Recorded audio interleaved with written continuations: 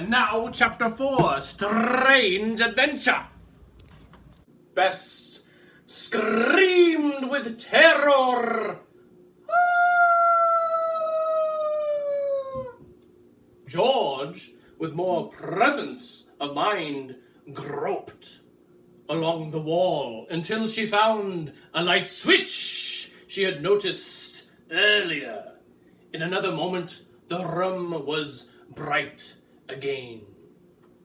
Both girls gasped in horror at what they saw. On the floor, almost at their feet, lay the photographer, unconscious. Bess started toward the man, but checked herself as George demanded, "Where's Nancy?" Their friend had vanished from the studio. In their alarm, the cousins temporarily forgot that photographer. Frantically, they ran into the dark room and then into an adjoining kitchenette. "Nancy!" George shouted. "Where are you?" There was no answer. "Nancy's gone, and that photographer isn't regaining consciousness," Bess wailed. "What shall we do, cousin?" "We must call the police," George decided. Rushing out of the studio and down those iron steps, the girls ran through the deserted courtyard to the street. Fortunately, a policeman was less than half a block away. Hurrying up to him, George and Bess gasped out their story. Immediately, the policeman accompanied the girls to the studio. As they entered, the photographer stirred slightly and sat up. "What happened?" he mumbled. "Well, that's what we want to know," demanded the policeman. "What goes on here?" I was showing these girls a plate. I had just developed it when the lights went out. Something struck me on the head, and that's all that I can remember." "Well, what became of the other girl who was with us?" Bess asked. The photographer, pulling himself onto a couch, gazed at her coldly and shrugged his shoulders. "How should I know?" he retorted. "And where is the plate with the writing on it?"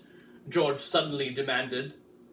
"The spirits must have been angry and taken it," the photographer said. "I've known them to do even worse things than that." The policeman appeared to be skeptical. He searched the building thoroughly, but no trace of Nancy or the missing plate could be found. Worried over Nancy's safety and scarcely knowing what to do, Bess and George demanded the arrest of the photographer. But the policeman pointed out that they had no evidence against him. "Now don't you worry, little ladies. Your friend can't be far away. We'll have some detectives on the job right away. But I'll have to ask you to step around to the precinct station and give us a description of this Nancy Drew of yours." Shortly afterward, Bess and George, considerably shaken, returned to their hotel. There, nervously pacing the floor, they debated whether to send a wire to River Heights. "If Nancy doesn't show up in another half hour, we'd better notify Mr. Drew," Bess quavered. "To tell the truth, I'm so scared." "Listen!" George commanded. Footsteps had sounded in the corridor, and now the door of the suite was opening. The two girls waited tensely. Nancy tottered in.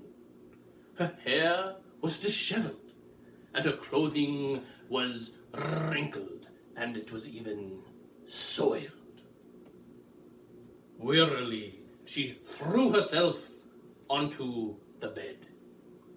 She greeted them with a wan smile. "Hello." Bess and George ran to her solicitously. "Are you all right? What has happened to you?" Nancy told them how the hand had clutched at her throat when the lights went out in the studio. "I tried to scream and I couldn't. I was lifted bodily and carried out of the room." "Where?"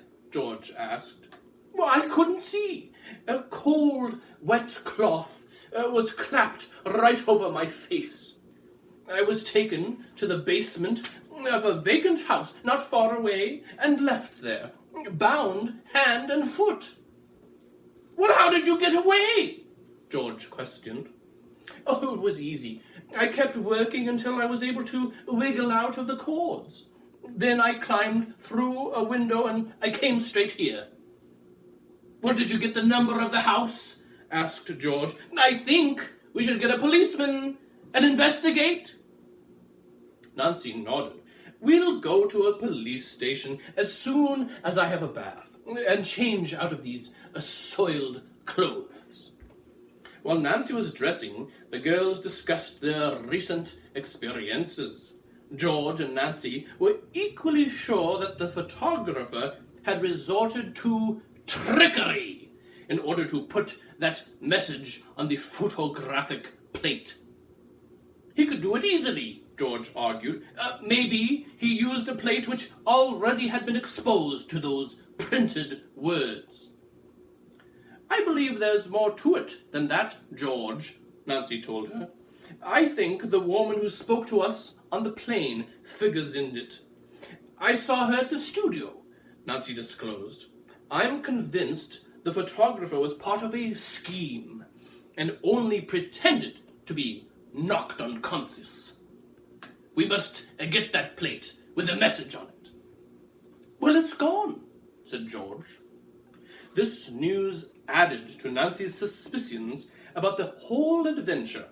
As soon as she was dressed, the girls returned to the police station, and an officer was assigned to accompany them.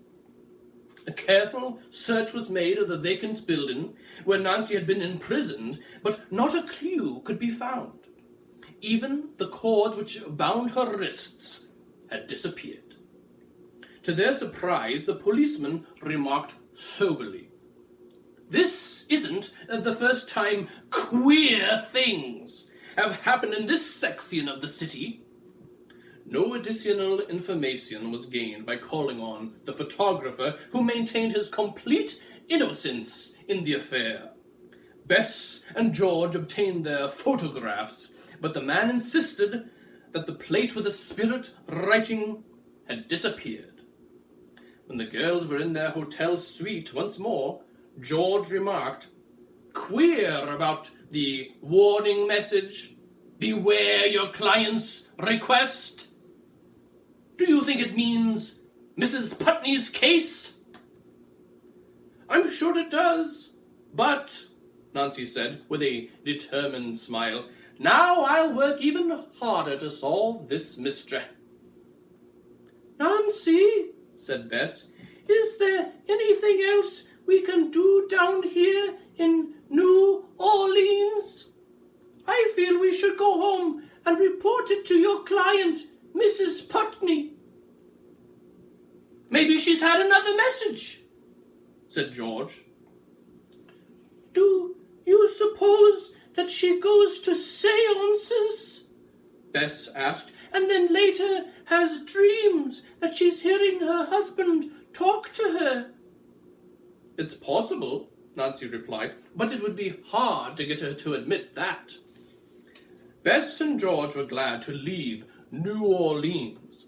Nancy's experience had frightened them, and they felt that some sinister motive was back of her temporary abduction. Nancy herself was reluctant to leave. I think several people were involved in an effort to get me out of the way so that I couldn't find out too much, she said. Despite the danger, she thought a further search should be made for the mysterious woman. Yet she agreed there was some justice in the girl's argument that Mrs. Putney should be consulted. Learning that a plane which stopped at River Heights left within an hour, the girls quickly packed their bags and reached the airport in the nick of time. The trip home was uneventful, but during the flight, Bess revealed that she herself had a little mystery of her own. "That's what I wanted to ask Amura," said Bess. "You remember Mrs. White, who comes to our house once a week to clean up? She has a daughter named Lola, who is 18 years old. Her mother's terribly worried about her." Nancy recalled the woman, a very gentle, patient person who had suffered a great deal of misfortune. At present, her husband was in a sanatorium, and she was struggling to pay the debts that his illness had piled up. "Where does the mystery come in?" Nancy asked. "Well, it seems that lately Lola, who is ordinarily good-natured and jolly, has become unnaturally subdued," Bess said. "She now acts as if she was living in some sort of a dream world. Mrs. White says that there's been no broken romance, and her daughter hasn't lost a job or anything. In fact," said Bess, "Lola earns good wages at a factory, and she used to give her mother most of her money. Now she gives her practically nothing, and she won't say why. Something's happened to her," Bess insisted. "Oh, Nancy, won't you go and see Lola? Maybe she'll tell you what's wrong." "All right, I will," Nancy promised. And Nancy kept her promise the day after she returned from New Orleans. After calling Mrs. Putney and making an appointment for the following day, she started for Lola White's house, wondering what she would say. Evidently, Bess had told Mrs. White that she might expect the visit from Nancy.